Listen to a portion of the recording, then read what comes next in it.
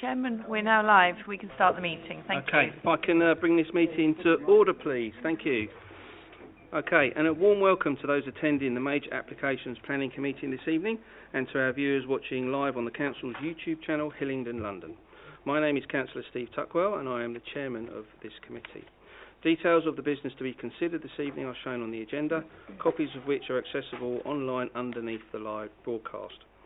For those in the room and intending to speak, please note that you will be filmed and any statements you make will be recorded and made public. A reminder to anybody speaking today that your voice will only be audible online if the microphone is switched on. In terms of a fire alarm this evening, we're not expecting a fire drill or evacuation, so if the alarm does go off, could I ask that you please follow officers to the fire exits out of the building and to the designated meeting points. If you have a mobile phone or tablet device, could I ask politely that you either switch it off or to silent, but also please note that members of this committee, officers and members this evening will be on occasions using their laptop to view the agenda paperwork. Okay, I'm going to introduce the people around the table this evening, starting with Councillor Higgins, who's the Vice Chairman of this committee. We're also joined by Councillor Bennett, we have Councillor Davis, we have Councillor Gaelic and Councillor Sansapori. So that's the voting members this evening. We also have officers supporting us, and I'll just introduce those quickly. We've got Mandip Malhotra, our Major and Strategic Planning Applications Manager. We have Alan Tilley, who's our Transport and Highways Development Manager. We're joined this evening by Chris Brady, our Principal Planning Officer. We have Glenn Egan, who's our Legal Advisor, and Liz Penny, our Democratic Services Officer. So that's the people around the room, and that's the announcements before we can get into the meeting proper. So we'll start with agenda item 1 this evening. Liz, apologies for absence. Yes, Chairman. Apologies have been received from Councillor Dott and also from Councillor Gill, with Councillor Sansapori substituting. Thank you. And thank you, Councillor Sansapori, for stepping in. Okay, agenda item 2 is declarations of interest in matters before this evening's meeting. Is there any declarations of interest? No? Okay, we can record that, Liz. Agenda item 3 is to agree the minutes of the previous meeting, which was on the 29th of March, which is on pages 1 to 9 of the agenda bundle. Can I take those as agreed, please? Agreed, thank you. Agenda item 4 is matters notified in advance or urgent, which there are none. And agenda item 5 is to confirm public and private reports. Tonight's meeting items are all in part 1, which is public. There are no part 2 or private items. Agenda items will be taken in the order published, and there are no petition items this evening, so there will be no speaking rights. So that brings us on to the first application this evening, which is agenda item 6, number 3, Viviash Close in Hayes. Over to you, Chris. Thank you, Chairman. Item 6 relates to the redevelopment of the site at 3 Viviash Close to erect a part 10-storey, part 11-storey building comprising of 127 flats and residence lounge with associated access and landscaping works following the demolition of the existing light industrial building. Before I talk through the location plan and constraints plan, I just wanted to highlight a minor typo on page 15 of the reports pack, where in section 1, the summary, you have reference to 128 flats. The scheme is actually for 127 flats, and that's consistent within the description of development and throughout the rest of the report. The site was formerly designated as a strategic industrial location and accommodated a 2-storey industrial building. It is included within Site B of site allocation SA5, which is formed within the local plan part 2, which proposes the delivery of 300 new homes and appropriate community infrastructure. Members may recall this application was presented at the Major Applications Committee on the 26th of July 2022, whereby members voted in favour of the officer's recommendation to approve the application, subject to the GLA Stage 2 referral and completion of a legal agreement. Since that meeting, officers have processed a Stage 2 referral. However, the Mayor has recently directed GLA officers to invalidate applications for residential development where there is a building proposed of 30 metres or higher, which do not conform to the pending adoption of new fire regulations. The revised plans, which are subject to members' assessment this evening, have been submitted to address the GLA's concerns by extending the internal corridor across both cores, giving access to the stairwells within them. To facilitate this extended corridor, some of the 2-bed units have been converted to 1 bed. I'll just take you through this is the existing location plan, existing ground floor plan.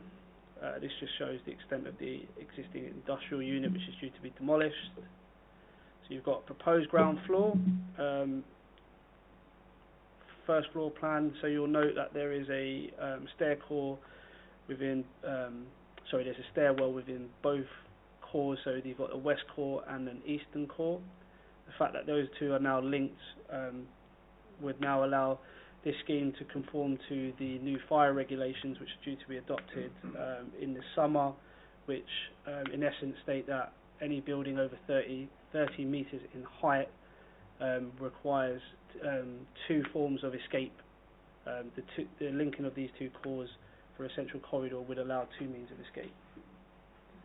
So you've got second floor plan, proposed 3rd to 7th floor plan, proposed 8th to 9th floor plan, and then proposed roof plan. You've got a northeast elevation, northwest elevation, southeast elevation, southwest elevation, and then some sections. Here you'll see the proposed master plan, which has got the 3 Viviash to the far right hand corner, just here. The proposal also includes further minor amendments which are set out within section 20 of the committee report, such as the removal of the basement plant room, an increase in PV provision, the replacement of the terracotta cladding for light grey brickwork, and a minor reduction in the size of the ground floor residence lounge. Notably, whilst the unit mix has changed, the level of 3-bed family size units remains above the 20% requirement to comply with the Council's strategic housing marketing assessment. Furthermore, the affordable offer of 35% at a policy compliant tenure mix agreed by members in the July committee last year has also been retained. The proposed changes do not impact the bulk scale and massing of the building, the landscaping proposal other than the removal of the canopy at rooftop level, or parking.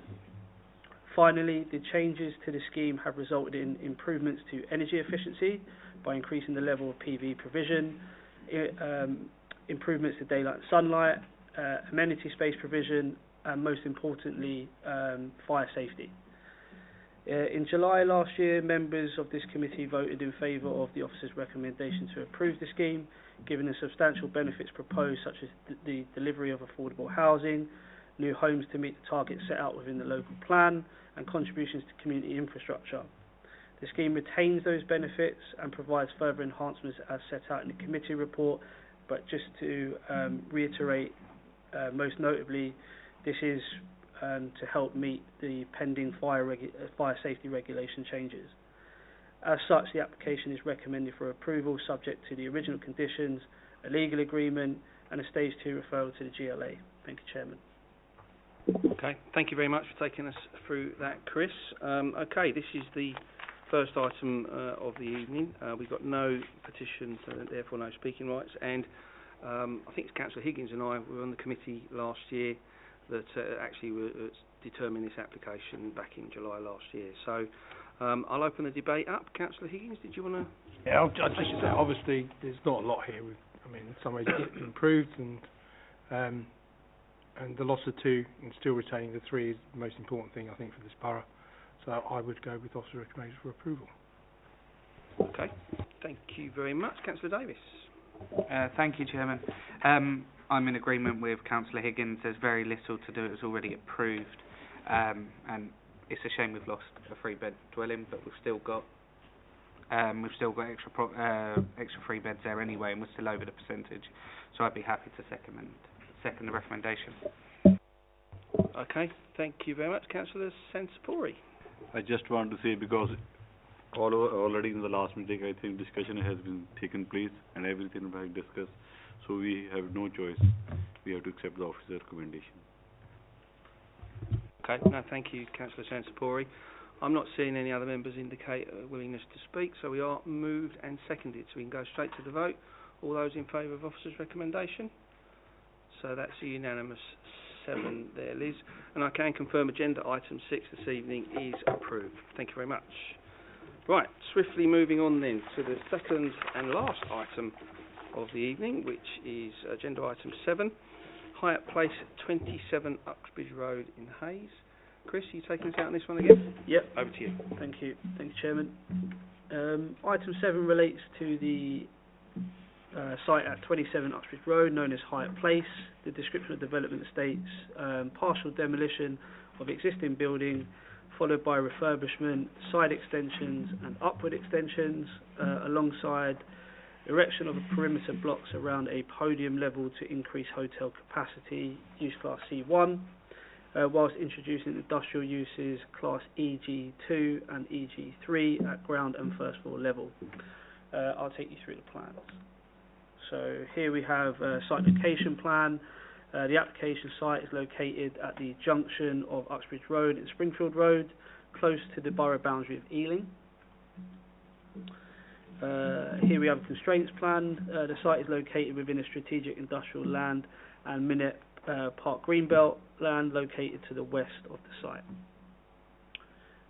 Here you've got a bird's eye view. The bird's eye view shows the existing 12-storey hotel located within the centre of the site, with the surface level car park located around the building. This is a view looking east into Ealing Southall. The site is visible on the left of the image.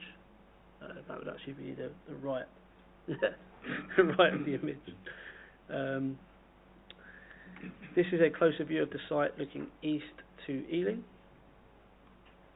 Another image of the existing hotel and its scale is evident. This is a photo of the junction at Uxbridge Road and Springfield Road, taken from the Uxbridge Road.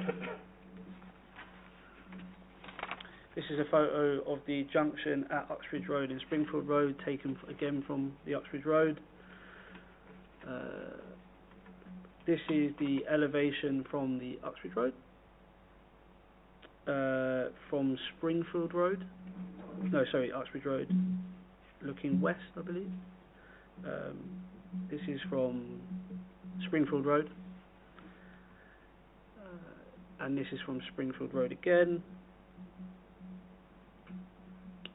This is also from Springfield Road, but just from a longer distance. Here you have an existing block plan showing the hotel centrally located within the surface level car park. This is an existing ground floor plan, now showing the internal hotel arrangement and lobby areas as existing.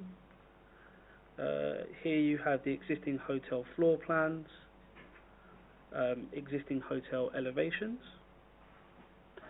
Here you have a proposed ground floor plan. The blue denotes the proposed light industrial employment floor space being proposed at the site. The yellow area denotes the communal lobby areas serving the hotel. The green or turquoise denotes the hotel bedrooms. Proposed first floor plan. At second floor level there is a further communal.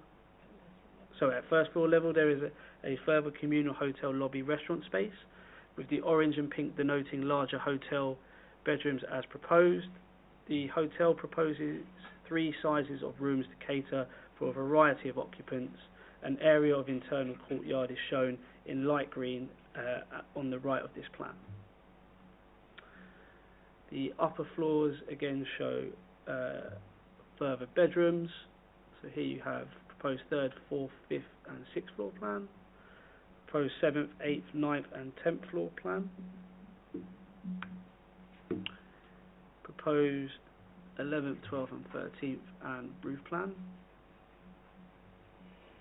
You've got some proposed elevations from the central east and western elevations. Proposed outer and north and west elevations. The top image shows the proposed front elevation from Uxbridge Road. and the bottom image shows the front elevation from Springfield Road. Then you've got side elevation. The top image is the rear elevation. The bottom image is the side elevation, which adjoins 15 to 17 Uxbridge Road. 15 to 17 Uxbridge Road also has planning permission for a new hotel.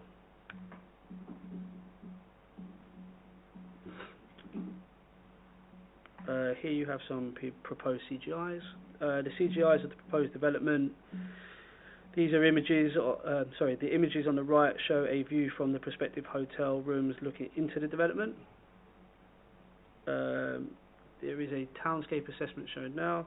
Officers asked for a townscape assessment initially. The first column shows the existing site, the second middle column shows the proposed development, and the third final column shows the proposed hotel alongside the neighbouring consent hotel for context.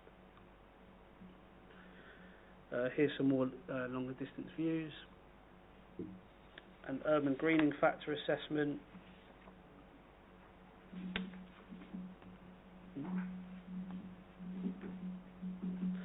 The application is recommended for approval, and there is an addendum to clarify the active travel zone money secured at the request of TfL. Thank you, Chairman. Okay, no, thank you for taking us through that, Chris. And again, drawing members' attention to the addendum which is in front of you. Okay, second item of the evening, we've got no petition on this item, so we can go straight to any questions, clarification or debate. So who wants to lead us out on this one? Councillor Davis. Thank you, Chairman. I have some concerns about the parking within the area. Alan, if possible, could you just let me know about the parking impact, because I know the junction itself can be quite a traffic hotspot. Do we have any concerns? Thank you very much, Chairman. The development would provide 32 car parking spaces for the hotel, and it would provide 7 car parking spaces for the commercial use. And I can imagine people would be concerned that a development of this size would lead to cars being displaced on the highway. Now, the development, the surrounding roads across Uxbridge Road to the north, there are no parking restrictions. It's a residential area, and many of the properties have driveways, so the amount of curb space available for parking is limited. In my opinion, people wouldn't feel uncomfortable about parking in those residential streets, given the distance away they would be from the hotel. There'd be unloading suitcases, opening car doors, closing car doors in a residential area. People would be looking out of windows. They would then have to walk to the Uxbridge Road, cross the Uxbridge Road in 2 stages before arriving at the hotel. The hotel in their travel plan mention if somebody is found to have driven to the hotel and found to have been parking on street, that I'll read from the travel plan. Parking on site forms part of the terms and conditions of the hotel room booking, and where on-street parking is found to occur, this can be used to terminate the associated contract. Key to the development working myself is really big, strong headline message: this hotel is parking free. If you wish to visit this hotel and you want somewhere to park, staying at this hotel is not for you. It is car free. And in the travel plan, we've asked for the travel plan, and within the travel plan, I would expect to see clear evidence that when they market the hotel, it's presented to anybody likely to stay there, this hotel's car free. If you want to drive to a hotel and park, sorry, this isn't a choice for yourself. As you'll be aware, there's plenty of other hotels in the area. The hotel will also offer 2 minibuses to collect people from public transport nodes: Hayes and Harlington Station, Southall Station, Uxbridge, Heathrow Airport, and the Highway Authority have asked the applicants to submit a minibus management plan. so that we can see where the minibuses will pick up, where they will drop off, where they will park, the type of minibuses that would operate, the capacity of the minibuses, everything that the highway authority would need to be very 100% sure that these minibuses will work in lieu of car parking being provided on site. And then going back to Councillor Davis's message, I too am very aware that the junction of Springfield Road and Uxbridge Road is at saturation, and for that reason we would not wish, the highway authority would not wish to see a development in that location with an ample, abundant car parking and generating trips, adding further to the problems at that junction. Thank you, Chairman. Thank you. Before Councillor Davis, I'm sure, has got a follow-up. I think you wanted to come in, Mandip. Thank you. I also just wanted to clarify that there's only 54 additional trips proposed, and it's considered by both TfL and the council that can be absorbed within the existing network. So that's on page 158 of the report, just in case that was also part of the question. Thank you, Mandip. Did you want to come back, Councillor Davis? Sorry, Chairman. Yeah. It still doesn't sit quite right with me. So yes, we are going to be a carless hotel, but we're increasing the capacity from what it is at the moment. So are we saying that there's going to be a lot of people on buses with suitcases, or are we saying there's going to be taxis arriving? So I would be worried on the overall traffic impact for the area. At 5 o'clock, I'm hoping, Alan, that you might have some option of how we can police that. I'm not sure if I can even ask that question, but I'm going to ask it anyway. Okay, did you want to come back on that, Alan? There's something I want to come back on as well, Yeah. something you said, but I'll let you address Councillor Davis's point first. As I mentioned, there would be a travel plan, and within the travel plan, the Highway Authority would wish to receive information. What the Highway Authority would wish to see targets, the measures that will be put in place to give people travel choice, thereby being able to achieve those targets, and should the targets fail to be achieved, we would wish to see a monitoring and review regime, and should the targets still not be achieved, the council would take a £20,000 bond to deliver the travel plan itself, or more likely appoint consultants to deliver the travel plan on the council's behalf. But we also do require a minibus management plan, so that we can be very sure that these minibuses are operating efficiently, effectively, and delivering. Okay, thank you. Did you want to come on that, Mandip? If I can just summarise, I think there are 4 key things that will assist with the lower car parking ratio at the site. So we are trying to encourage sustainable travel. The first is the travel plan that Alan has spoken about is confident in its revised submission, is one that is more robust than the initial one that we got.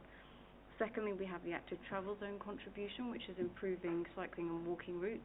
I appreciate that you're not going to carry your suitcase on a bike, but however, it is also there for staff to encourage them to not use the private car. We have the minibus condition, so that's possibly part of the question about taxi drop-off. So the minibus shuttle is to link to the main transport nodes of Southall Station, Hayes and Harlington, and then Heathrow Airport. So the shuttle would alleviate the need for multiple taxis taking one single trip. And I think it's scheduled for circa 10 to 12 minutes to leave every 10 to 12 minutes. So that seems quite high, but hopefully that should be able to capture that. And the fourth one is also, we've secured monies towards the expansion of a car parking management zone within the surrounding streets. Should it be necessary, should we get petitions seeking expansion of the car parking zone, management zone to alleviate harm to the residents on the other side of the Uxbridge Road? Thank you. Okay, if I may just jump in on one of the points which you raised that Alan answered, but I just wanted some clarification on. So we were talking about the potential for hotel users to use neighbouring residential streets, albeit a difficult journey to the hotel. How enforceable is that?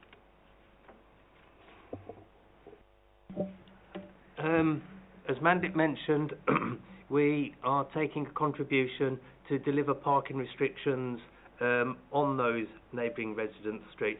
So suppose a problem does occur and residents are unhappy, they can organise a petition, give it to the council, and then the council can undertake formal consultation, and using the money provided by the developer, deliver a parking management scheme on the opposite side of the Uxbridge Road, and obviously the occupiers of the guests and the people working at the proposal would be eligible to join that parking management scheme.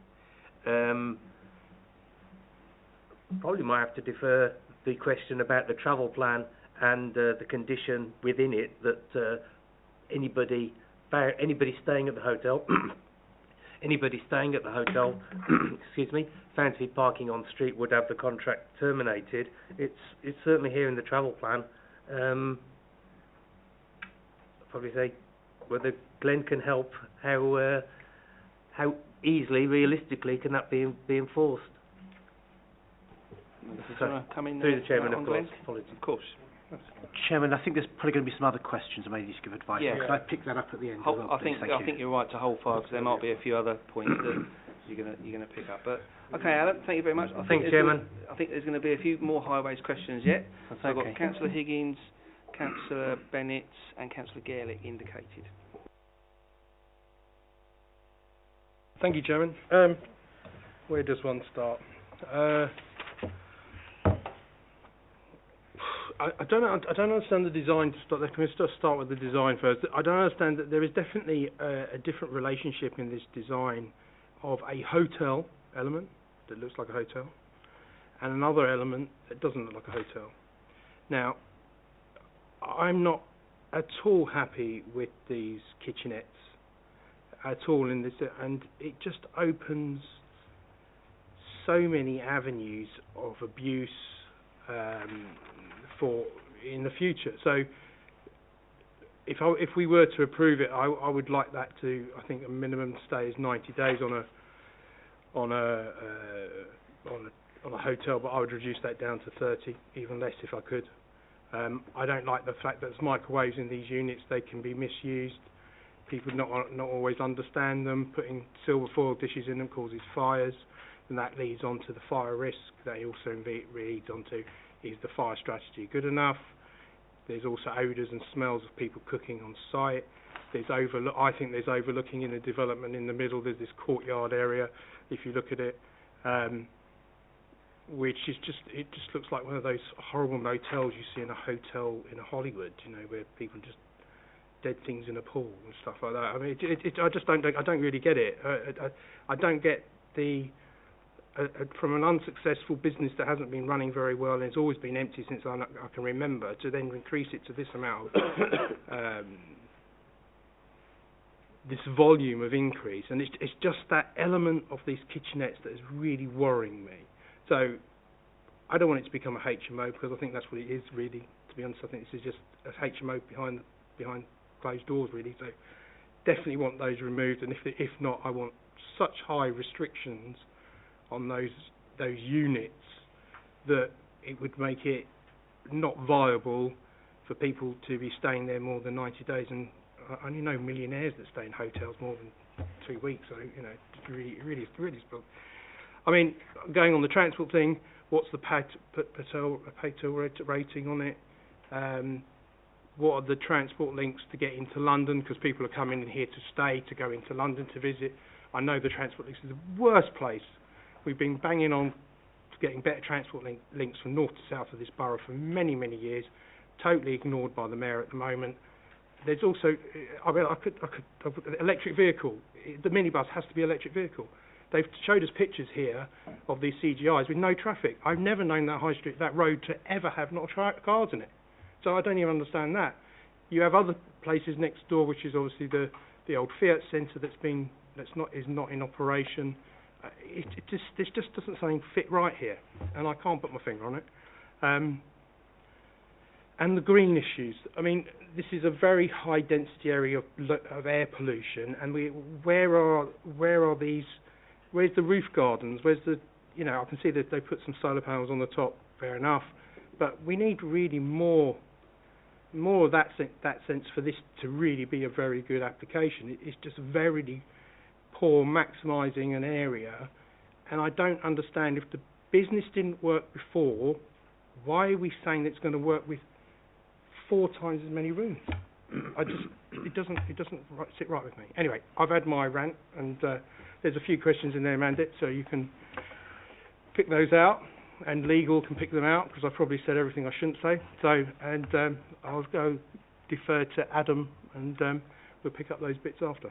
Thank you. Okay, thank you, Councillor Higgins. I think I'll try and paraphrase the points you picked up there, and then we'll try and coordinate it and choreograph it between officers and Glenn from a legal perspective. But I might again hold Glenn off, because there might be a couple of other points that come out. But to pick up your points, Councillor Higgins, we need to understand what we can and can't do with the proposed kitchenettes and microwaves.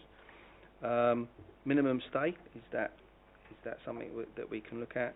And the impact on the kitchenettes and microwaves on the fire strategy. I suppose there's also, we need to just think about the application we just talked about, and the second means of exit, and whether that's applicable in this instance as well. Odours and smells, we need to have a think about. P-tail rating, you mentioned, I think it's a 2/3, which is moderate, if I remember rightly. Is it 4? Okay. So, 2, and then there's I like the idea of electric minibuses. We should be looking at that. And then the final point that you raised there was the issue of urban greening, which I know Chris referenced in his presentation, but you might want to draw a little bit more of that out when we get to some answers. So who wants to kick off the shopping list that Councillor Higgins has given us?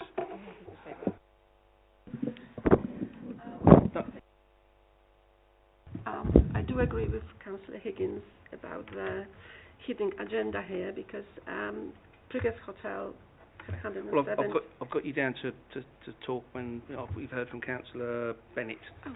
So if you want to hold your point, okay, I'll come back to you. You won't lose the opportunity to make your point on this one. What I want to do is I want to hear from officers from Councillor Higgins' bit, if that's okay. Cheers. So who wants to kick off with this? Should we start with kitchenettes? Kitchenettes. Okay, so a hotel can have a kitchenette. It's not sort of primary cooking. We initially raised concerns about the kitchenettes and the quantities of them, but they're not for primary cooking. So I went through an entire exercise of, could we draft a condition to say you can't have an oven and you can't have a freezer. But when you get down to that level of detail, you then start questioning the use, and I think a kitchenette that doesn't have gas and is small in its scale is something that can be ancillary to the use of the hotel. So that's the concern that we run in terms of, it is permissible in effect to have the small kitchenettes. I appreciate fully the point that you're making about, could it be for an alternative use? We have a hotel management strategy which is seeking to make sure that we know the length of everyone's stay, and that's one of the heads of terms in the report. The reason we have this is so that we can make a judgment call when we receive on an annual basis the returns, how long everyone has been staying, whether we feel the development has moved from a C1 hotel into a use class such as a shared living accommodation or a HMO, as you've pointed out. But at the moment, there is nothing to suggest that this is a HMO. It is a expansion of the existing hotel, and that is the model that's proposed. Your request to have a less than 30-day stay would be completely conflicting with the 90-day London-wide stay that there is in force. So that's why we have the hotel management strategy, which is asking who is staying for more than 90 days. We want that information, and then for us to make a judgment call. The 30-day limit, I believe, we wouldn't be successful in defending that in an appeal. But I'm putting that out there. I'll let you carry on. Through you, Chairman, I appreciate where you're going with Manzik. Could you tell me what other hotels in London have kitchenettes? That would be my concern. And I don't think I don't think this is. I think I was very flippant about saying HMO. I think there's someone's done a deal with the council for people that are in sheltered accommodation looking for housing, and that would cover those areas. Again, so let's turn this on its head. Can we have a condition that says that if the use is being used for that, then that's a different kettle of fish, because that can put a family, that can put a couple in there who can live in there for over 90 days. That would be quite easily, and the local authority is paying for them to stay there. That's what I'm concerned about here. I don't mind. Let's be quite honest in this whole situation, is that we've had applications here for student accommodation, which we've seen that and we approved that. I don't mind that, but I don't like something that's not quite what it's meant to say. If it walks like a duck, quacks like a duck, it's a duck. There's something not right here, and I can't put it on. So what I'm trying to ask is the committee and for officers to come up with a solution that makes me feel comfortable that if there is something that, it could be you're absolutely right, it could be genuine. I can't see the business case. That hotel's been, as I said, hasn't been working and functioning and making money at all, and all of a sudden we're having this big thing. So there's something going on here, and I just want to know what it is. I'd rather the applicant was open and honest about what their intentions are. I don't think, if you're going to have kitchenettes, why don't you have all of them? Why is it just a particular section? Why is it designed that one part of the hotel looks like a really expensive part of a hotel and the rest of it doesn't? So there's just little things that are calling to me. So if you're a proper fee paying customer, you're going to spend your night in the white section, if you're in that white building, or off-white building, what it is, and then the other, if you're not, then you're spending in the brick section, which is on the other side. So I'm just trying to pick out what is going on here. Yeah, if I just come in there, I think just listening to the point that you come back on and the point that Mandip's raised, I think we have to determine what's in front of us. Yeah, and we can't sort of like try and second guess what its intentions are or aren't. We have to determine what's in front of us. I think we have got a head of term, which is section 3, I think it is, secure compliance with the submitted hotel management strategy. I don't know whether that wording can be beefed up, can it? Potentially, yeah. To include the point that you make there around the maximum stay, because the hotel strategy will specifically say 90 days, which I guess is what is policy compliant. Yeah, so. Just to clarify, the hotel strategy will permit people to stay more than 90 days. So we are giving permission for a hotel where you can stay for a week, 90 days, 120 days.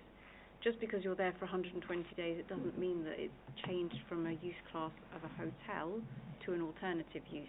The hotel management strategy will, however, tell us what proportion of people are staying for more than that 90 day to allow the council to make a decision if there has been a change of use at the site, and then to ask the applicant to then lodge an application, or for us to enforce to turn it back into a hotel.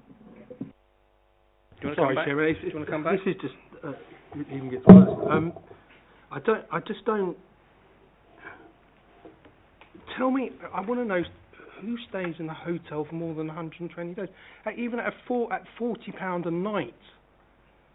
You know, for 120 days, that's a blooming fortune. Who's going to be paying that type of... In a hotel, no offence, where it is.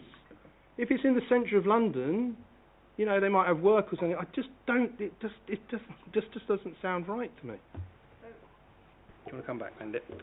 I am able to say that we have asked those questions and delved quite deep into it. So we are aware that it is going to cater for business and leisure users. So you will find that it's someone who possibly comes to London for work and then travels back to their permanent residence elsewhere, but may well keep the hotel room on. I know it's an unusual model, however, there must be some potential that it's needed, otherwise it wouldn't be before us, but it is still falling within that hotel bracket rather than a HMO or shared living accommodation type of facility. I'm sorry, I'm not able to allay all of your concerns. We as an officer team have to be honest, we have grappled with these questions ourselves. Okay, I think just conscious we want to move the debate on. I'm sure members will be thinking about the comments that have been made there as we move around the debate.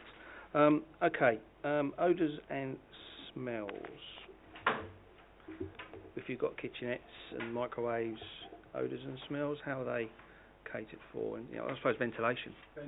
I guess, yeah. Chris, Mandip, any? I would assume the same. Most hotels are mechanically ventilated. We can... Sorry, Councillor. I missed the point of the question. Sorry, through you, Chair. There's not many hotels that have this type of facility. So let's just say that it's new. It's not something that we've done.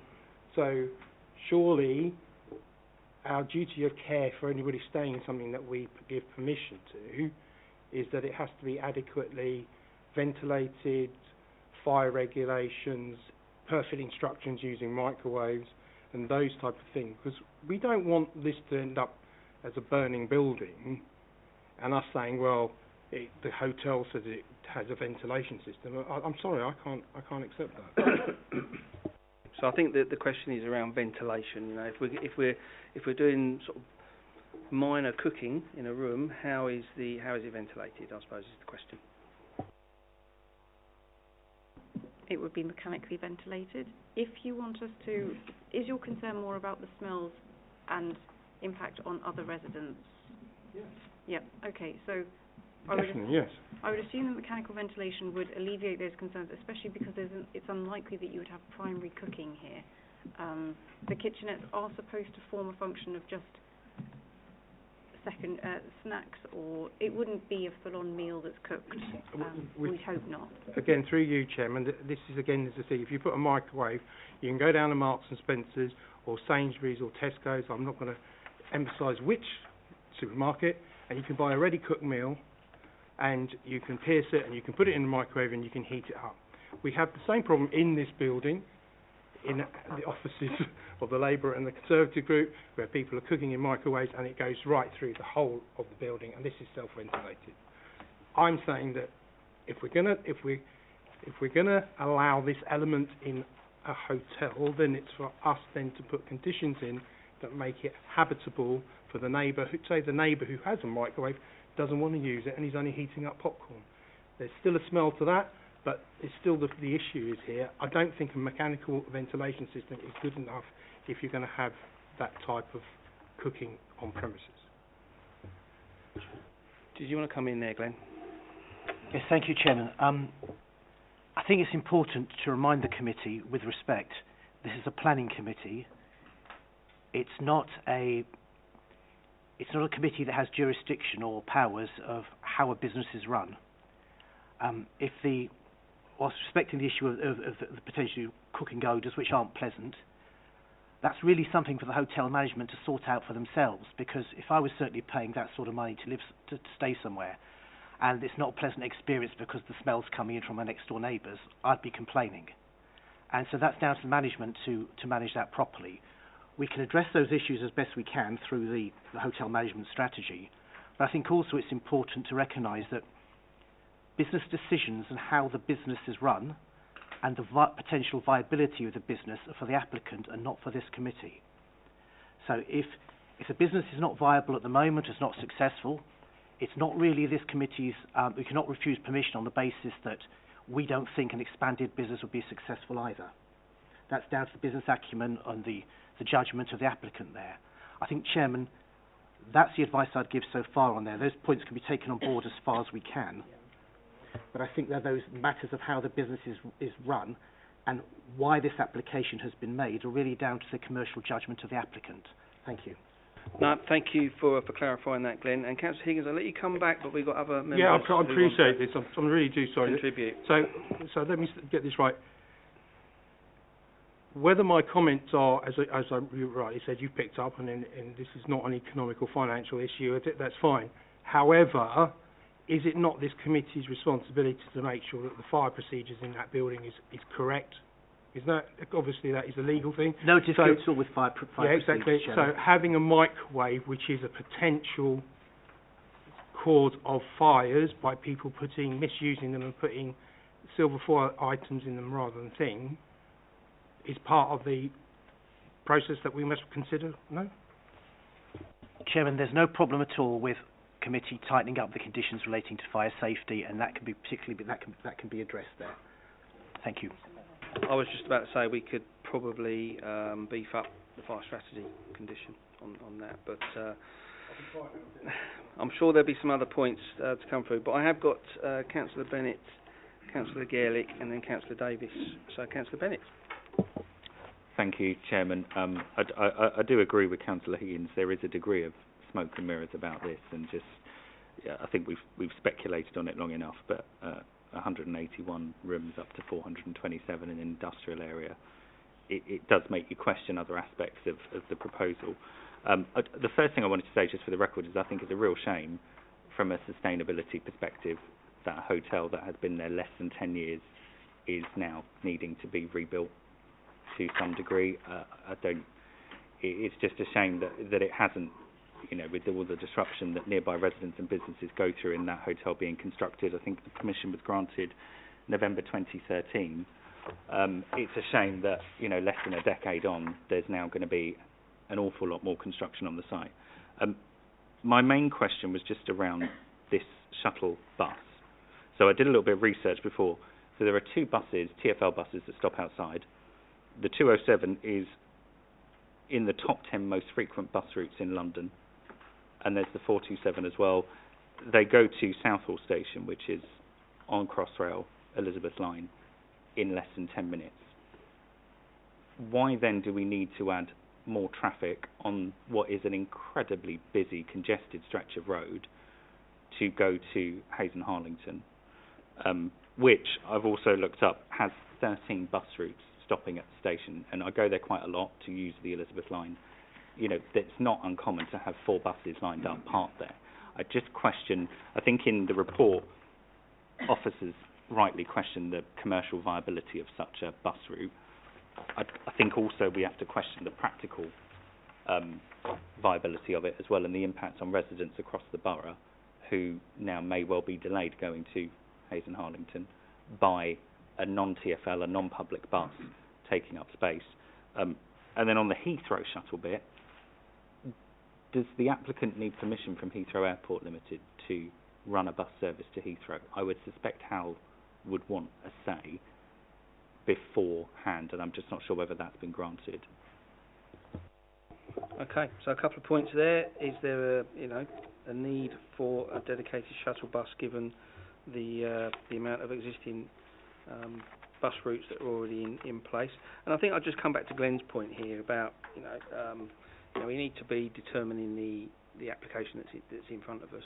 But there's some good points raised there, and I know Mandip's trying to get in on a couple of those. Did you want to pick that up?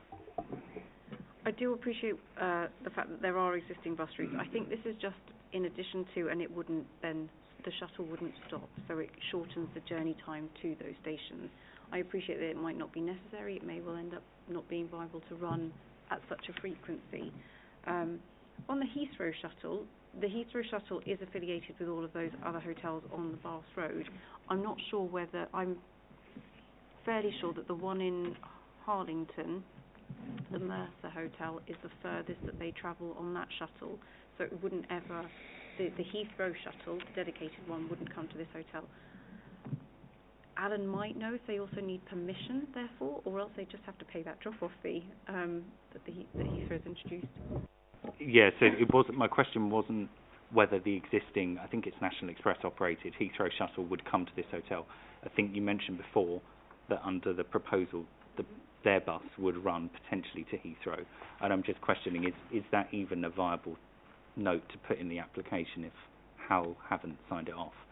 Because I'm not sure, as an airport authority, they would necessarily treat it like a taxi or a private hire. If I may come in, I think that's a matter not for this committee. That's the matter for the applicant, I guess. But it's in the report, so if we're signing it off on that basis, then on the basis of there potentially being a Heathrow shuttle and it's completely not viable, then it shouldn't be in there, I would guess. But Alan's going to come in now, I think. Yes, thank you very much. The shuttle buses will operate over and above the existing public transport provision. Now, take into account that somebody might be travelling by train and then the Elizabeth line to say Southall or Hayes and Harlington. They've got a suitcase and they're not familiar with the local bus services. But the intention would be that while they're making the journey or at the point of booking, they can order the minibus to pick them up, or they could perhaps book the minibus through an app on their phone, and as soon as they go off the Elizabeth line, the minibus is there waiting for them to take them to the hotel. People who might not be familiar with how the buses operate in West London. And we've done calculations on journey time, and we feel 2 minibuses are required, and then there'd be a dwell time of about 12 to 15 minutes. So you'd have one of the minibuses there to take you to the hotel, and we think that that's a good level of service to give people confidence that, yeah, I can use this hotel, I don't need a car, this minibus is available to pick me up, and we can take on board your comment, and we'd have thought of it hopefully, that the minibus should be hybrid or completely electric. Yeah, I was going to come back Thank to you, that Chairman. a bit later on in the discussion, but Councillor Bennett, did you want to come back on any of that? Yeah, I mean, I guess potentially it's out of the scope of this committee, but I don't think it's sustainable to be approving something to put extra vehicles on the road, even if they're electric, given the traffic congestion around this area, when there is adequate public transport capacity outside the hotel to the Elizabeth line, and a questionable viability of such buses ever running to the airport. But yeah, fine with that. You can come back on that if you like, yeah. Can I suggest that perhaps the travel plan, we add a note in to say that it looks at whether it's necessary, and whether if the travel plan can give occupants sufficient guidance, they may well not need those shuttles. So it's a measure that we could try and instill into the travel plan now, rather than let it be forgotten later, if that's helpful. Yeah. Okay.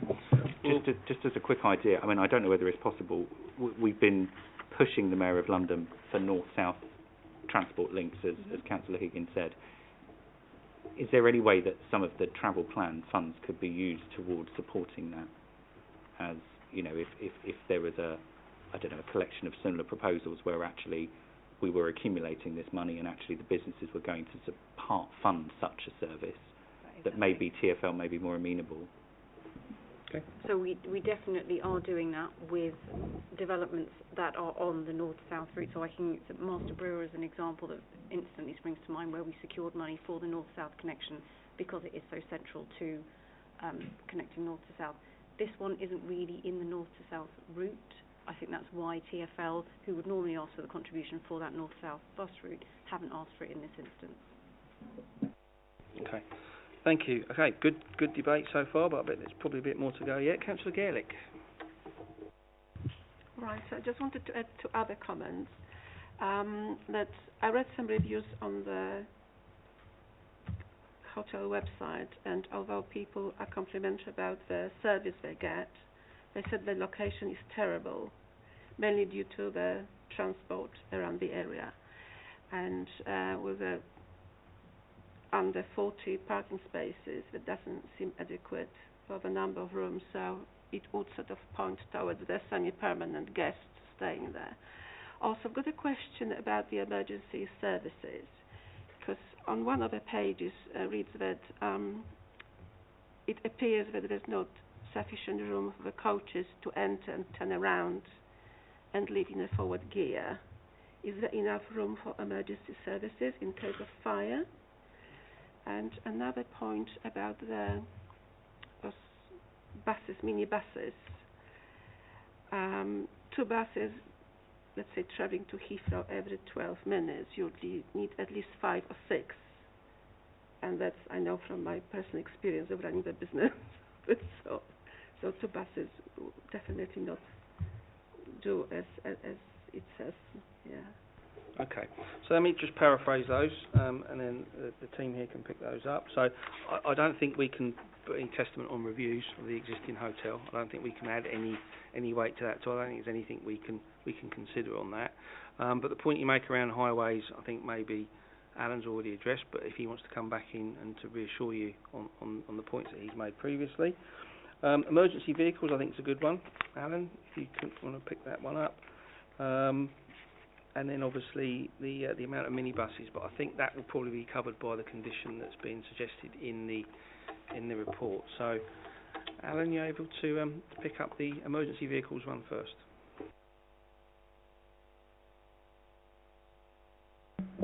Yes, thank you, Chairman. The access to the hotel would be from Springfield Road on the eastern side, and vehicles would be able to pull in. On to the right as the vehicle pulls in would be the car parking for the commercial uses, and then the vehicles could enter the car park and turn round and leave the way they came in. There's a pool of car parking in the middle of the car park. Did you want to come in on that, Mandy? Yeah, and just to add that the London Fire Brigade, so page 127, raised no objection, so they would have seen a draft fire strategy about how a vehicle or a connection to a main hydrant could be facilitated. And then the fire strategy is also heavily conditioned as well, and would cover that off. So now the issue of minibuses. I know we've talked minibuses a lot tonight, and we've probably got a couple more questions to come on those. But the issue of the amount of buses, would that be sufficiently covered in the condition? Is it something that the committee needs to be scrutinising in further? I've heard the debate, and we would be concerned that without travel choice, people would resort to owning and using a car, when visiting the hotel, and parking on the nearby surrounding streets. And for that very reason, we consider 2 minibuses absolutely essential for the operation of the hotel, to provide travel choice, to remove the temptation for people to drive to the hotel and park on street. The minibus service we would expect to be a Rolls-Royce service that people feel confident about using and say, well, yeah, we can stay at this hotel. We know quite clearly there's no car parking, but there is a very good minibus service that can pick us up at Hayden-Harlington Station, Southall Station, and we're confident we can use this hotel without resorting to owning a car. Without it, I'd be concerned that people would arrive by car and park on residential streets, leading to parking stress. How many buses are proposed? Currently 2, Chairman. And I think that was the point that Councillor Garlick raised, is in her experience, I think 2's enough.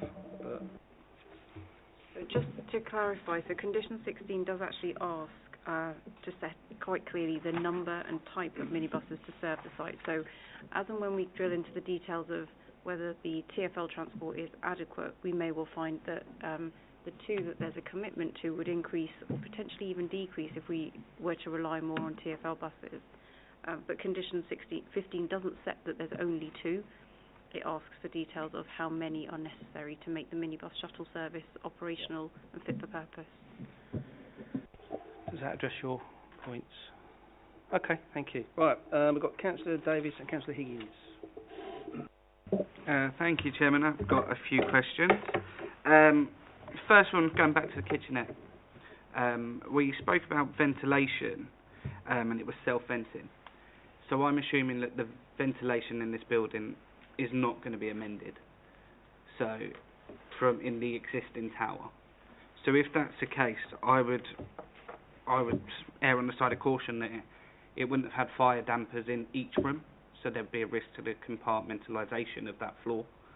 So the kitchenettes weren't originally there in the original design. If they're making a snack and there's risk of a fire, it's not going to be contained in the rooms. I couldn't see it in the fire strategy, the fire brigade section, so I would be concerned that there'd be a risk of spread of fire. If you bear with me, we can try and work out. I don't believe that the original building, which is the central section which is being retained, are having any kitchenettes installed. They're all kitchenettes being installed in the new buildings on the outer perimeter. Those rooms are definitely too small to have a kitchenette in there. I don't think we'd have supported that in any event. So that's why I just want to double check on that point. If I may, Chairman. The second one is on coaches. So if we're going to link with the British Airways coach service, if that's going to happen, how are they going to turn around? Because it does say in the plan that there's going to be no coaches. It was going to be a coach-free site, doesn't it? So we've got a risk with that as well. Am I? So the shuttle bus, I think, will be much smaller in size than your coach. Coaches can be quite significant. I'm going to have to defer to Alan on the size of a coach. In my head, I have a similar to a single-decker bus, what I would see at the airport on a regular occasion. So I may be wrong, I may have dreamt that, but to me it just doesn't sit right at all. So I think what we're looking at here, Alan, is what's the difference between a coach and a minibus? Yes. Because there is a specific condition that prohibits coaches on the site, yet we are heavily reliant on minibuses in supporting a reduction in highways pressure. So if you could help us out with that one, that'd be great. Thank you very much, Chairman. Certainly there's a condition that there would be the coach, the hotel does not cater for coach trips. It caters for minibuses. Your question, what's the difference between a coach and a minibus? It's the number of seats, which I believe is 16. Condition. Can we condition There that? are definitions for minibuses. When does a minibus become a bus or a coach? We can investigate that and insert a condition. Yep. Should I propose that we amend condition 15 to include sort of a definition of what the size of a minibus should be? Yeah. If I may, Chairman, I have two more questions, if I may. The floor is yours. Thank and you, then we're sir. on to Councillor Higgins. So, also I note in the plan that there is an additional gate that hasn't been marked. So from when I've looked at the pictures, on the Uxbridge Road, there's an additional gate just on the corner. Are we able to condition that is not allowed for through traffic? Because I'm concerned already with the traffic volume in the area. The last thing I need is a minibus or coach exiting that site onto an already congested carriageway. That seems perfectly reasonable. It's not intended to be a vehicular access point. Yeah, but if we can make that a condition just to protect the residents. Can we just clarify what we mean by that, so that other members can see? I think it's further down towards the corner. Yeah, it's just... carry on up. Keep going up. It's somewhere around there. I'm sure it is on the plan when I saw it. I'm just worried. Look, I know there's trees and that there at the moment, but if that was to change... Okay. So, and my final question is on the length of stay. At the moment, we're concerned with lowering the number down to 30 because we're going to review it in 12 months. Why can't we flip that around, set it at 30 and review it in 12 months and take it back to 90? I think I know the answer to that question in as much as I'm going to test my luck. It's in conflict with existing policy, which would probably fail at appeal. I think, am I right there, Glenn? Chairman, can I just clarify, that's a London-wide policy mandate? Okay. I'm afraid this committee's hands are tied by other authorities. If you were to impose a 30-day limit, I can just see very, very strong arguments being raised against that, against a certain appeal there, and the appellant would call in examples from all over London where 90 days actually works, and I think that would be on very, very thin ground for this committee to defend, particularly as there's no objections at the moment as to how the hotel is currently being run. If there was some evidence here that the applicants were bad managers or being convicted of criminal offences, or there was overcrowding or something, that would be something to take into account. But I think here, your hands are going to be tied by the London-wide policy there, which I'm afraid is their trump card, I think, Chairman. Chairman, may I come back? And just to build on Glenn's points there, I think we've got to place our faith in the header term when we go on this one. And in terms of the point 3 there, which is about the hotel management strategy, where there could be examples of people that are staying longer than the 90 days, but if it's such a high percentage that it's clearly not being used as a hotel, then that becomes an enforcement issue. Mm-hmm. So I just want members to have a little think about that point. But if you want to come back, Councillor. So the London plan, is that typically a yearly review, or can we review it every 6 months? Apologies, it's not the London plan, it's the Greater London Sorry. Act, so it's been in force. So what I'm trying to get at, does it have to be a 12-month review? Can we review it every 6 months? Could we condition that? The hotel management plan? Yes, Yeah. because I'd feel safer for the residents. At least then we've got something rather than 12 months. If there is an issue, we can resolve it straight away or within the 6-month period. Thank you, Chairman. So what you're suggesting there is that we build in a review mechanism on the hotel's management strategy? Yeah. Yeah, okay.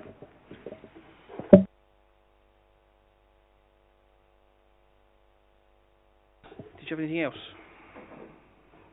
No, thank you, Chairman. Okay, right, we're going to Councillor Higgins, followed by Councillor Bennett. Thank you, Chairman. First of all, still no one's answered my green issue, but I'll let you come back to that, Liv. Yeah, right, so that's the first thing. Page 157 of the report, point 7.09, living conditions of future occupiers. It states here, oppose to proceed as a C3 residential. There are no prescriptive standards for living conditions of C1 hotels users. Given the translucent nature of guests, and because individual rooms are not intended for long-term or permanent, can you please specify to me what is long-term? Is it 90 days, 120 days, 180 days? When does it become long-term? That's what the first question I would like to know. And then, because it says here, not intended for long-term or permanent habitation. However, hotels and commercial operations rely on guests enjoying their time and finding value for money. And the type of accommodation offered a C1 value. So this policy is very loose, and you're saying to me that we cannot tighten this at all. Is that correct? So when is the figure for long term? That's the first thing I want to know. So it's probably a two-step approach. It is how many have stayed for longer than the 90-day quota that we all know is one that's set elsewhere, and the second is how many of those stays are taking place. So if there were one stay taking place which was 180 days, I don't believe that it would be proportionate to say that it's changed its use if one of the 400 units had been used for a long stay. I don't define what long stay is. I think that's something that case law has defined, and so the enforcement team wanted the hotel management plan in place so that they could make a conscious decision based on the number of stays that extend beyond 90 days, because that's also a material consideration, not just how long that stay is for. So if the stay was for 200 days, but there were 300 of them, there is a clear argument to say that that's no longer a hotel. I mean, that the duration of those stays is nigh on the best part of a whole year, and you would argue that it's no longer a hotel. But if it was only 3 stays out of 400 rooms for more than 200 days, you would have to take a proportionate approach. That's probably unenforceable. It hasn't changed its use. Just before Councillor Higgins comes in, would the hotel management strategy indicate a tipping point for that? It wouldn't. We need to allow case law as it becomes available to allow the enforcement team to set that. That's why we've not defined it. Through you, Chairman. Okay, fine. So, obviously, when we are doing this report, it has gone to legal. So, can Glenn tell me what regarded as a long stay? As is the case, the thing through here is that if it is a trading standard that most hotels is 90 days, then why can't we condition that? If they someone wants to stay more than 90 days, then they can inform the authority that this person is staying more than 90 days. Is that not possible? I think that's what the hotel strategy is attempting to do. No, it's not. What the hotel strategy is attempting to do is that one person can stay for 200 days and they don't really have to inform the authority. But if more than one person stays for 200 days, so you could technically say one guy's staying in room 1 for 100 days, then he moves to another room for another 100 days, so that's 200 days. I just want us to make sure that we're very tight on this. If it is a standard that you've just said, you've just stated, it's a standard that most hotels offer 90 days, why can then we not make our standard 90 days with a condition or an informative to say, if you have residents that wish to stay more than 90 days, then you have to inform us. Do you want to come back on that, Mandip? And maybe Glenn might have a view on that one as well. So the application before us is clearly plain that there will be occupants staying for more than 90 days. They have not chosen to hide that fact that there are likely to be stays of longer than 90 days. We can't ask them to apply to the council for permission every time they want one of the 400 rooms to go beyond 400. I'm not asking for them to ask for permission. You said in our management plan, there is a management plan. So I'm not asking, but they can inform us so that we're aware of it. I don't see what there would be a problem with that at all. I'm not asking them to every time someone stays 91 days, they have to inform them. But they should be able, there should be a mechanism where they just have to say, right, according to our management plan, we have to inform to the council that if we have people staying more than 90 days, we just have to notify them. I don't see what the problem is. I have to be frank that the admin required for one application on this one site for that type of process is not one that we are resourced for. And I'm being open and honest.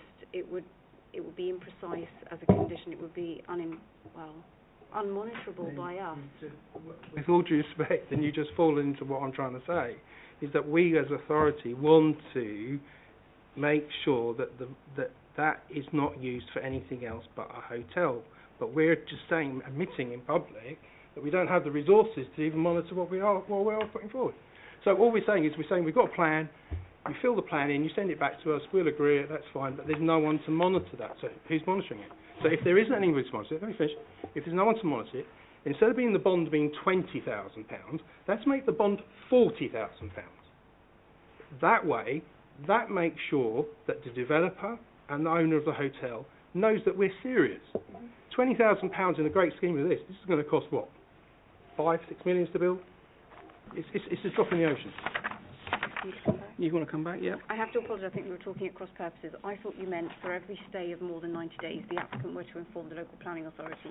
That's what we don't have the resources to man. What we do have the resources to man through the monitoring and management fee that we're securing is the 6-monthly or annual review. It's 6 monthly now. That's what's been proposed. Review of the hotel management plan.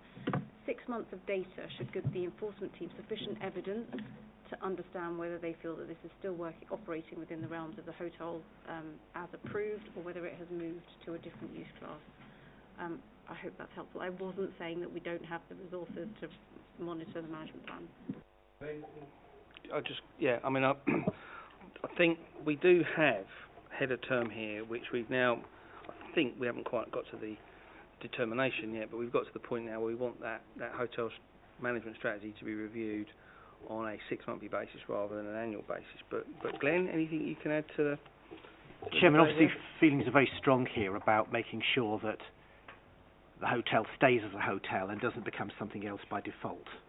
That is a legitimate planning concern there. I see no objection to the plan including a proactive requirement on the hotel to notify the council when a stay is exceeding 90 days. That's proactive management. Having said that, we are absolutely stretched in this council at the moment. Members are quite entitled to require officers to monitor that, but I would also then ask on behalf of officers that when we are making our case for resources, that members of this committee bear in mind the fact that you are actually then putting obligations on us which at the moment we cannot meet. We'll do our best to do that. So then if there is a difficulty in monitoring that, then when it comes to allocating resources, officers may need support from this committee. Come back, Councillor Higgins. That's fine, and that's great. So that's not. If it is an issue, then in our terms, we want an officer or paid funding for an officer to do that, because it's not. We've done it before, so let's not go and say, oh, we haven't done it. We've done it with other applications that we have actually asked for some sort of funding in our heads of terms to help with. We've done it before I can't remember. I know we've done it many times anyway. I've been doing this too long and told in the tooth to say, but we have done it before. So let's flip this on its head. That would give a lot of assurance to these committee members around that we're actually saying, okay, you want to have that, here's the applicant, we want you to fund or part fund or whatever so that we can monitor it, and you could even say that we monitor it for the first 2 years. Okay, funding for the first 2 years, and see how it goes. Because after that, it should be in a rhythm and everybody knows where they are with it. So it'd be a short-term thing.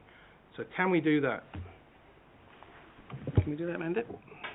That's not part of the current proposal and recommendation before you. I have absolutely no way to guesstimate what that sum would be either. It's not something I can pluck. I also don't have the agreement of the applicant to such a head of term. If it's something you want to take away, this is probably something that would have to come back to planning committee. Chairman, I think also there, where the funding has been given by an applicant, it's been for something where there is an obvious impact that can be easily measured and the cost of it can be estimated. It might be, as Mandip said, there is one person that goes over 90 days. It might be there's 20. It might be more. There might be legitimate reasons for all of those. And everything in planning is a question of fact and degree. I think here it's been very good to see the scrutiny that's gone into this application tonight. It does show that the council is really trying to put residents first here. And, you know, I think it's... You really tested us out here, but I don't think officers could say, we can't say this would cost £20,000 or whatever. What I said in my previous advice was it's always a prerogative of this committee to say we want something done in a certain way, but committee then has to recognise the impact that has on council on our other duties here. I think all we can do here is, Chairman, I don't see any grounds for refusal at all tonight. Whether we can improve the wording of some of these conditions to offer some further assurance, perhaps through submitting that to you, Chairman, might be a way forward. But realistic, if I was to say we should require £30,000 from the applicant, we're plucking figures out of the air. We're going to be overturned straight away in appeal. And I think I'll just come back again, if I may, that London 90-day condition does not help us at all. Thank you. Yeah, and I think we have to be fair to the applicant as well. And I think we can't just pluck a number out and say, but if you let me hold on to yourself for the moment. We are hamstrung by certain policies, but I will come back to the head of term. And if we can do something with a head of term, which is we've already said we're going to have a review mechanism on a 6-monthly basis. I don't know, and I'm sure other members will have a view how reasonable it would be to, one, the applicant, or two, the council, to take on additional administration in sort of like processing approvals for anybody that's planning to stay in this facility for more than 90 days. I'm happy to see what other members have got to say about that, but I think we certainly don't want to be committing council resources, and we don't want to be applying additional burdens to the applicant as well. We want to be, but at the same time, we need to balance that with making sure that there's safeguards that this hotel is a hotel and remains a hotel and isn't disguised as possibly something else, which is what I think the mood music of this committee is at the moment. But Councillor Higgins, did you want to come back? Yeah, Chairman, I understand what you're trying to say, but I don't agree with it with due respect. It's our responsibility in the planning committee is to make sure that our residents or whoever stays in that hotel are safe, and this is what we're debating here. I have no qualms putting forward a deferral for Mandip to go and speak to the applicant about how can we have a figure. We've done it before in other applications, so let's not make out that we've never done it before, because we have. Yes, we have done it before. We've done it on having officers, enforcement officers on certain things. We've used other ways of getting money out of applicants for those things. This is not a small application, and I'm not going to feel guilty when someone is spending probably £6 to £7 million redeveloping this site for us to ask for something a bit more so we can monitor it to make sure that it is safe in the future. And that's all I'm asking for. I don't think I'm asking a great deal. So it is in our gift to say that. We have done it before, and I'm quite happy either to leave it with officers and the chairman to get that sorted out, and that can be done, or to bring it back to this committee. I think that's what we're here for. I don't think we should be sort of saying, okay, well, this hotel resident C1 use is so woolly. It's just unbelievable. So, and then they're putting things in that I don't know many hotels that have microwaves. I know loads of hotels that have kettles. They have coffee machine, they have all of these things in there, but they do not have microwaves. That says to me that it's heating food, and it can be any type of food. It's not snacks. This is what we're trying to refer to. It's light snacks. It's not light snacks. That's where I'm coming from. What other the rest of the committee want to do, that's up to them. I mean, I don't know, so I'll leave it at that. No, thank you, and some really good points there, I think, that we've made note of, and we'll try and summarise a bit later on. But I've got Councillor Davis and Councillor Bennett. Thank you, Chairman. Just looking over the construction management plan, can we add weekend working in there? Look, we should have no weekend working at this site. And also, I know there is always a bit of concern around this, but I think we should have no site deliveries during peak times. I know it's very hard to do, but there is a school down this road. It is a main route into Southall. There is only one turning circle in and one turning circle out at the end of that road. You can't go across. So I would like to try and condition that no deliveries between 7 and 9 and 3 and 5 on this. I know it is exceptional, but I think it would be better, and especially with the school and the turning circles. Thank you, Chairman.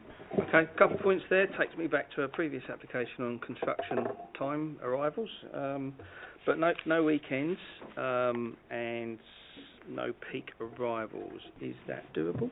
The peak deliveries, no peak hour deliveries is already in the condition wording. Considerate contractors means half a day's working on a Saturday, but not on a public bank holiday, and nothing on a Sunday. Is that right, Alan? Perhaps Alan can help me out here. I must be honest and say I don't know to that question. However, picking up what Councillor Davis mentioned, I would suggest a PM peak of 4 till 6 p.m. as opposed to 3 till 5 p.m. Okay, thank you. And I think just on that, I think we've all been on these committees long enough to know that normally construction management plans are Saturday mornings finishing around about 1 o'clock, I think. So, but definitely no Sundays and no bank holidays. I do feel that removing the ability to work on Saturday morning when it's standard practice is unreasonable. Sorry, I think it might be unreasonable for Saturday mornings. Okay, am I right to come back, Chairman? Thank you, sorry. I would be happy to leave it with Saturday mornings, but I definitely believe we should have it 3 till 5. That is the main route to Guru Nanak Sikh School. There's also Hayes and Yeading Football Club. That was the reason why I mentioned about Saturday working, because it's the only route into the football ground. And I would just be concerned that we're going to block up a busy retail park, which is preventing that business as well. And that's my concern. I'm happy to add the 3 to 5 restriction, but would still resist the Saturday morning construction. That's okay. Yeah. Okay, thank you. Councillor Bennett. Thank you, Chairman. I've just answered my own question, or one of them anyway, just by looking at Google Street View. It was just whether or not, and I think the answer is yes, there is a pedestrian crossing on the A312 Parkway slip roads. So just thinking around, if people are going to be having access to a kitchenette, or the limited dining options on site, there potentially will be a lot of footfall over to the Lombardy Retail Park, to McDonald's, to Pizza Hut, Sainsbury's. But I think looking on, unless Google Street Map is outdated, it looks like there is a pedestrian crossing. The second question was just to go back to the exciting topic of buses. So, if accepting officers' recommendation that the minibus is needed, quite importantly, can you condition that it has to be complimentary or not? My only worry, looking at things condition 15, and I don't know whether that's possible, is hotel shuttle buses, particularly around Heathrow, are not cheap. It's kind of unregulated and the price has gone up significantly. They're run by private operators. If the cost of it, particularly given the distance from, say, Terminal 4 at Heathrow to Hayes, probably half an hour on a minibus, is going to be, if you're getting into the realms of £15, £20 per person, for a couple, you might as well get an Uber, and then you are getting into the realms of actually the traffic problem in a very congested area coming back round. Yeah, I think we're sort of straying into and out of our areas of jurisdiction here, building on what Glenn was saying earlier on around, you know, we can't dictate how this business operates. But I do take your point that if it isn't choreographed, then that could have an impact on what we're talking about tonight, yeah. I think, Chairman, I don't think it would be an issue if a 427-room hotel had 400, 300, 200, 100 parking spaces, but when it has 30, I think, and the solution proposed is a bus service, I think we do have to ask questions around on the cost of it, and also, you know, are people actually going to use it? Because if it's too costly or it's not reliable enough, they'll be going in cabs, and that's 200-300 extra cars potentially in this section every day. Yeah, if you wouldn't mind, please, Ben. Chairman, I think the viability of the minibus service comes under the heading of sustainability. So the travel plan should be the minibus plan, whatever it's called, should show that it's sustainable to the council in order to get improvement. I think that can give some assurance there. Okay. Any other points, Councillor Bennett? No, I mean, it doesn't. So the question is, can we update the condition around, I think we'd previously mentioned around electric or hybrid vehicles, but are we able to say that it has to be complementary, or is that really kind of out of our remit? It probably is. I think, Chairman, the word sustainable Yeah. encompasses everything, including the electric vehicles as well. Yep. Okay. Right. Where do we go with this one then? Any other points? Councillor Davis. Chairman, I'm still not 100% happy with this, but I would rather condition it. I think we need to really mull this over, and I'm not sure if we shouldn't be deferring this. I think it needs a lot more time given to it. I don't think we're 100% protecting the residents. I know we've mulled it over for now over an hour, and I still don't feel comfortable in myself with this, so I think maybe we need to look at deferring for further information and for further understanding for ourselves. Just clarify what further information you would be looking for. Protecting the residents more than ever. Look, we can control this to stays as a hotel. If we can't, yeah, I'm not sure. It doesn't. I wouldn't feel comfortable leaving this room today, knowing I haven't protected the residents enough. Mandip, you've got a couple of points there that you've discovered. Less discovery. So part of the heads of terms, so number 11, is a management and monitoring fee. That's 5% of all the monetary sums that we're taking. So we are already taking money in a similar way to the bond that Councillor Higgins has talked to. And I wonder, the current management monitoring fee is circa £21,000 to cover carbon and air quality and that spend. If we were to increase that to, say, £30,000 in its totality and use whatever was left, so it would be £8,500, as a form of monitoring for the stays, is that something that would be palatable? Come back, Councillor Higgins, yep. Thank you, Chairman. That's really good, Mandip. I really do appreciate that. But just 10 minutes ago, we were saying we don't know how much it's going to cost. No, we don't. Right. So I would like to second what Councillor Davis has said about deferring this and bringing it back to the next committee. Okay. For the simple reason, for you to negotiate with the applicant, because I'm not asking, please, you know, I'm a businessman myself, you know, I do understand business, I do understand people want to make money. That's fine. Well, I just want to make sure that we are saying over the first year or the first 18 months, this is the cost that we're going to need an officer to monitor what you're going to do of opening. Yeah, because they'll have a soft opening as well. So it's not to start the soft opening; it's to start when the hotel is open properly. So then, when you can negotiate with that, then I'm happy. I feel more happier. And we've all raised other issues like the green.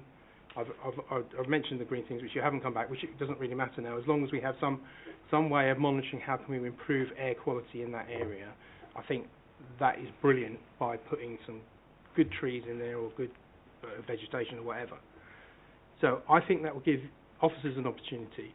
And I also think this C1 thing is really, really woolly, and I'd like you to come back and sort of give me where other hotels having cooking facilities in their hotel, in their rooms, would be really appreciated as well. I can definitely answer that. I know I've stayed in a few in London, so the Park Plaza definitely has a small kitchenette. I know they're more tailored towards the family rooms, but it's not uncommon to have a kitchenette. Not to have a kitchen, so that's gas, freezers, etc. But it's a little hob, well, not even a hob, is it a plate, just to heat something, a microwave, and then the sink for cleaning utensils. So it is very much ancillary. It's not primary cooking.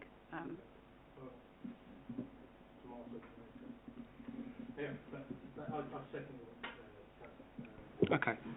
So before we get to I believe we were proposed and seconded for a deferral to get some further information, and I'm guessing it's around the hotel management strategy and an indication on what the monitoring process would look like, how much the monitoring process would cost, to sort of like provide the necessary safeguards that we can be confident as a committee that this will remain a hotel facility in perpetuity, I guess. And for the duration of 18 months, I don't know they're costing it. Yeah, okay. But did you want to come in on that point there, or?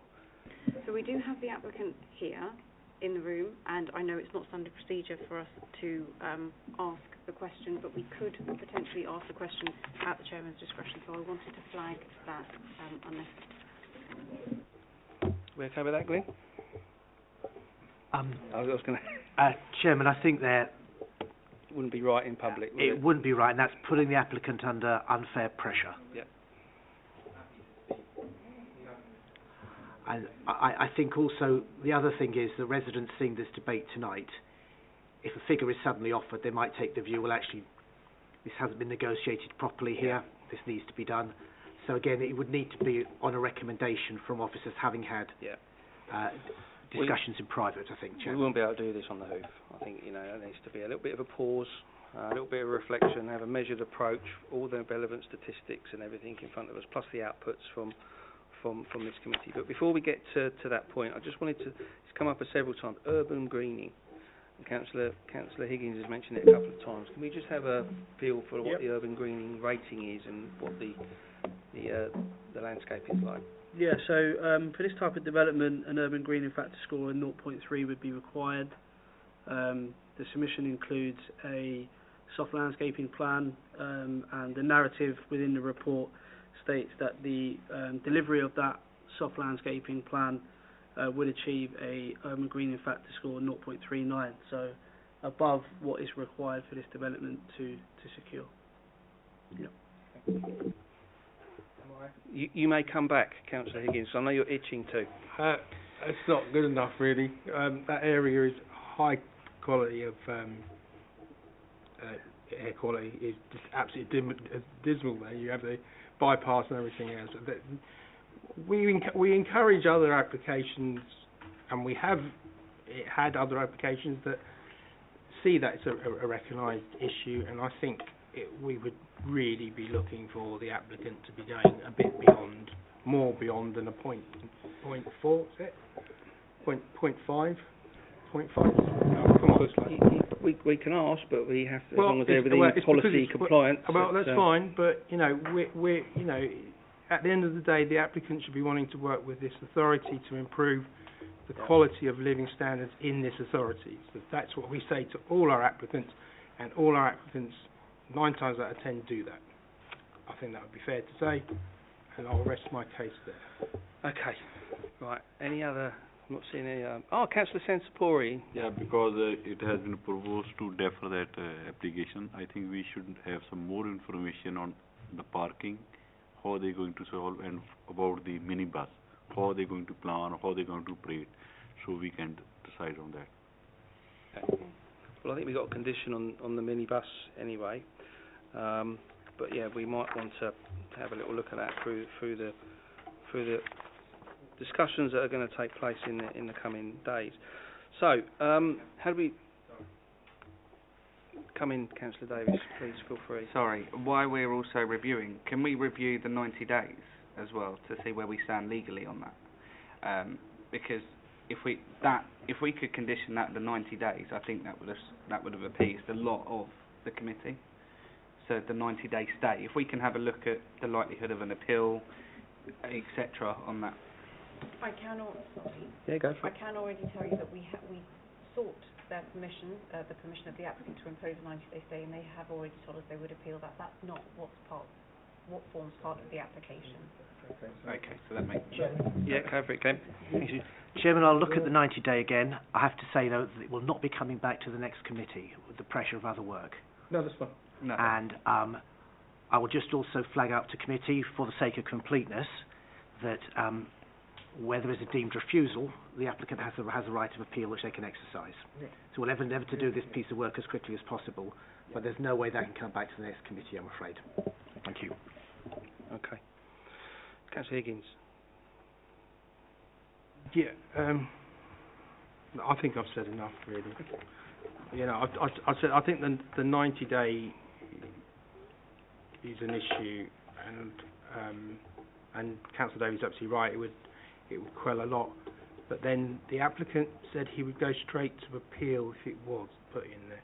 So can we ask the applicant why he wants it to extend more than that? If not, if you're not allowed to, but he said that he would appeal, so you can ask why not. Why do you want to appeal? I don't see what the problem with that be. Okay. You okay with that? Right. Right, we're moved and seconded for deferral on this application, and I think what we need to try and do now is, before we go to the vote, just get members to understand exactly what we are. Have you got a summary there, Mandy? Do you want to try and read that out for me, because it's a bit too far away for me.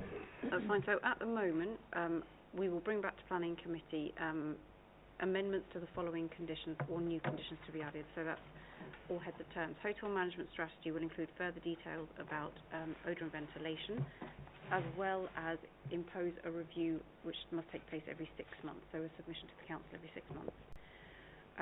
Condition 15 will include the definition of a minibus and clarify the way in which it will provide a sustainable journey, brackets cost, and also propose electric minibuses. Condition 11 will include fire safety around microwaves specifically as a point. The travel plan will include further information about whether as many shuttles are necessary in line with the TfL operational routes to either sustainable nodes or Heathrow Airport.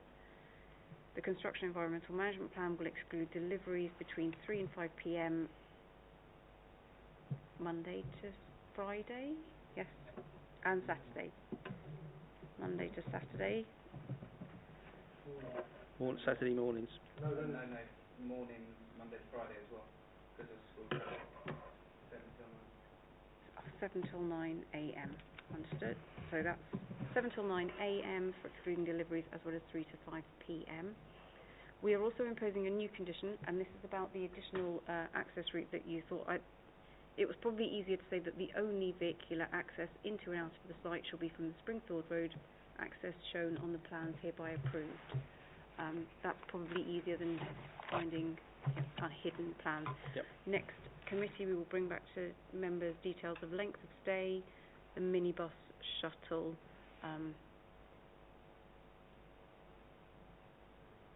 and green credentials. Sorry, yes, and the green credentials of the scheme. So we will look at those. I think that was it.